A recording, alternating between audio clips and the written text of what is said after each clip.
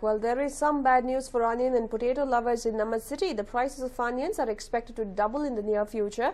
It is also said that prices of onions could rise up to 100 rupees by October, which has come as quite a shocker to consumers. Let's not forget that onion prices have been aggressively fluctuating in the country, but in the recent past, reports have emerged that due to the rains being erratic across the country, especially in Karnataka, Madhya Pradesh and Maharashtra, the onion prices could rise by up to 100 rupees. In fact, the onions are currently retailing for 20 to 30 rupees per kg in different parts of the country and are particularly vulnerable despite the imposition of the minimum export price and official estimates, where 2013-2014 output would rise 14% to 192 lakh tons.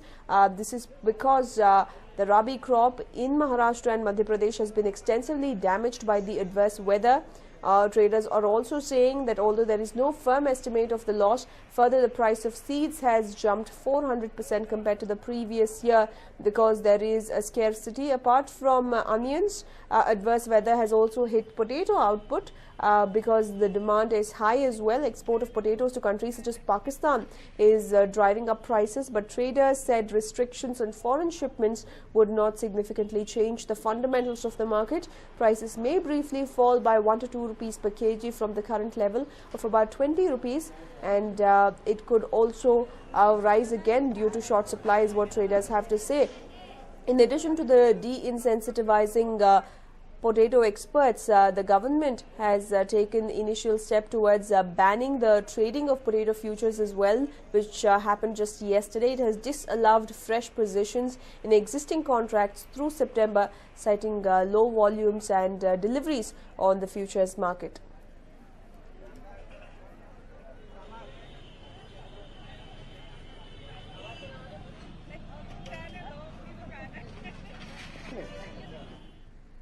And moving on now, following the unscrupulous elements allegedly trying to sell several of Vodayar's properties, Vodayar's widow Pramoda Devi has approached the Lokayukta to look into the matter. It is learned that Pramoda Devi has submitted 5 complaints to Lokayukta SP Jagadish.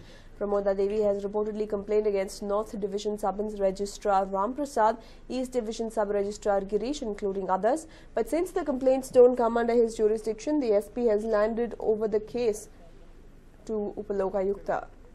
But let's not forget that in the recent past it had come to light that land measuring 200 by 300 square feet had been illegally sold off using fake documents, and now it has been registered under the name of one Siddhamma. The sub-registrar Ram Prasad was also pulled up for the same. In fact, the complainants who had found out about this illegality had written to the Chief Minister as well as the Lokayukta, and today Pramoda Devi, the widow of Sri Kantathatha Narsimharaja Vodayar, approached the officials as well to file a complaint. However, the Lokayukta has handed over the case to the Upalokayukta. And well, the heavy showers that lashed Bengaluru a week back have not spared the Chief Minister's official residence Krishna as well. Though late, it is learned that 6 CCTV cameras installed in the Chief Minister's office official residences have stopped working. Now, despite a week since the incident, the officials have cared little to fix these CCTVs. Well, let's not forget that the region in and around the Chief Minister's official residence is highly sensitive, and there is strict police protection provided here. But close to 6 CCTV cameras were destroyed in the heavy showers that struck the city last week. But despite several days after the incident taking place, the officials have done precious little in fixing these CCTV cameras.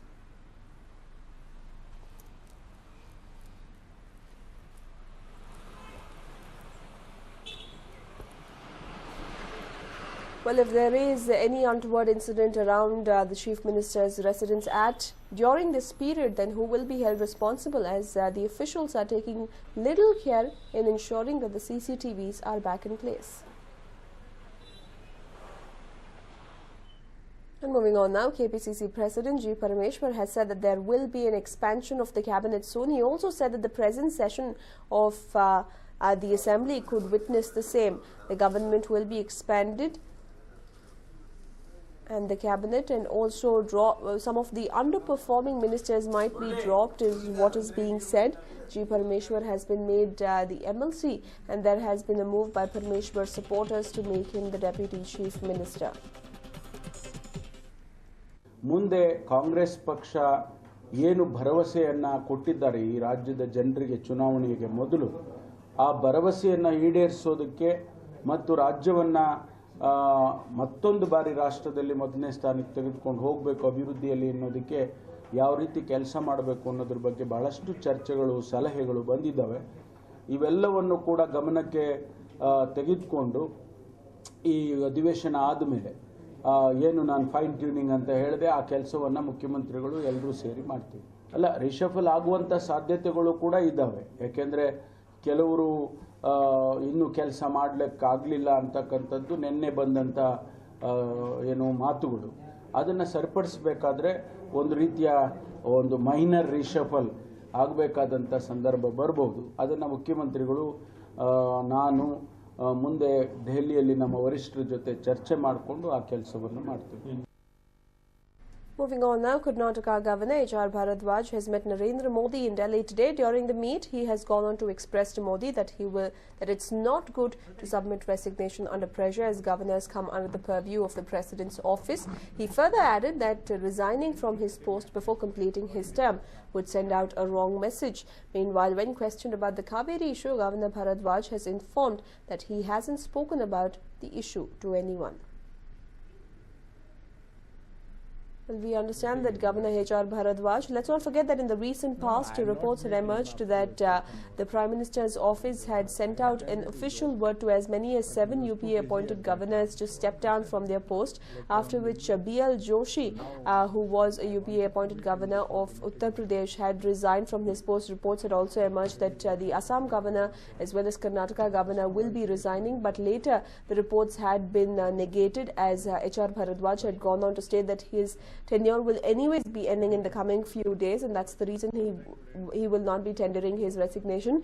Today, H.R. Bharadwaj met with Prime Minister Narendra Modi and went on to tell him that it is unfair for governors to be asked to step down forcefully against their wish, as it will send out a wrong message. However, the governor failed to interact with the Prime Minister over the Kaveri issue. Call just now. There was nothing beyond meeting him, that's it. It's a general meeting now? No, I had not met him after he has taken over. And I attended his oath, but he was too busy at that time. So he said, later on we'll meet. So now I wanted to meet him before demitting my office, that's it. And today we got time, early 11 o'clock. So just now I finished my meeting. And nothing, no special discussion. Right, sir. Thanks. Thank you. Chhattisgarh governor resigned today. What do you think of this kind of development, sir? I have spoken elaborately. We are.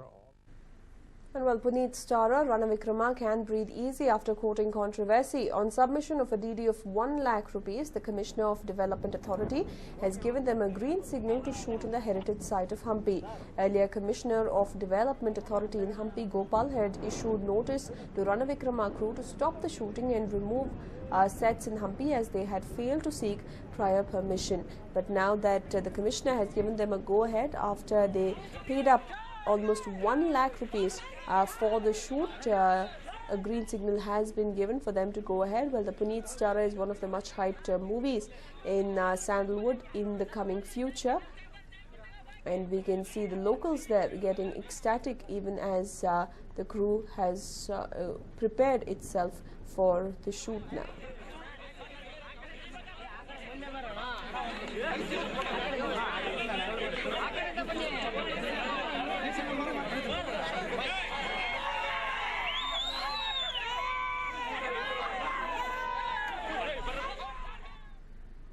Well, Bettanagere movie, which is almost 80% shot, is facing another problem. The infamous Bettanagere Sina's mother has decided to move the court to stop the movie from being shot after the villagers have expressed opposition over the name of the movie. Bettanagere is a small village in Nelamangala. To show the sad plight of the village, a director by the name Mohan from the same village decided to shoot a movie. But now the residents of the village feel that their village will be shown in poor light once the movie is screened. And Bettanagere Sina, who is one of the famous rowdy cheaters, his mother has now approached the court and has asked for the movie shoot to be stopped. The movie is almost 80% shot, which means that if the court verdict goes in favor of Bettanagere Sina's mother, then the movie crew will be facing huge losses.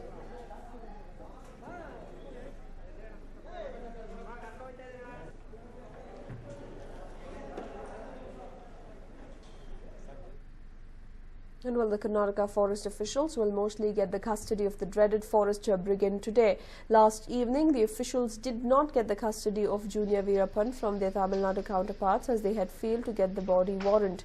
Hence, the Tamil Nadu police had produced him before the Mettur court, following which he was sent to the Salem jail. But today, Karnataka will be getting the custody of Mari Veerappan or Junior Veerappan, who had terrorized villagers as well as killed multiple elephants, poached them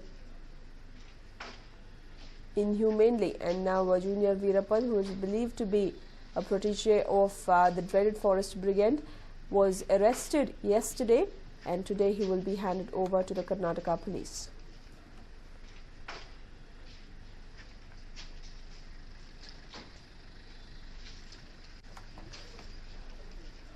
Well, Mari Veerappan has now been shifted to the Salem jail, but he will soon be handed over to the Karnataka police in the next couple of hours, is what we understand. Yesterday itself, in fact, the Tamil Nadu police had asked for Mari Veerappan's custody to be handed over to Karnataka police. However, due to a delay in securing the body warrant, the Karnataka police could not do so. Well, on hearing of the arrest, the Karnataka forest officials had rushed to Mettur sub-collector's office to take Sharavanan into custody, but Tamil Nadu police did not allow them to do so in the absence of any warrant or document. It is said that Mari Veerappan is wanted for killing 5 elephants and terrorizing people in Karnataka.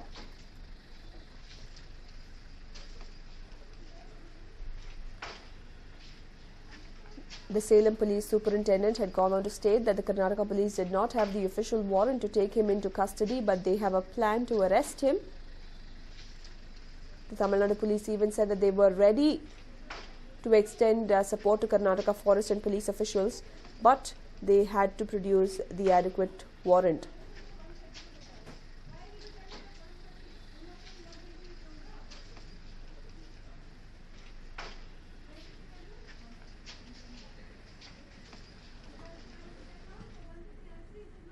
And moving on now, the Indian Army successfully test-fired the Akash missile at a very low altitude near the boundary on June 18th. But what was shocking was the fact that there was a cow present in the vicinity, and even as the test firing was done, there was no effort to clear field.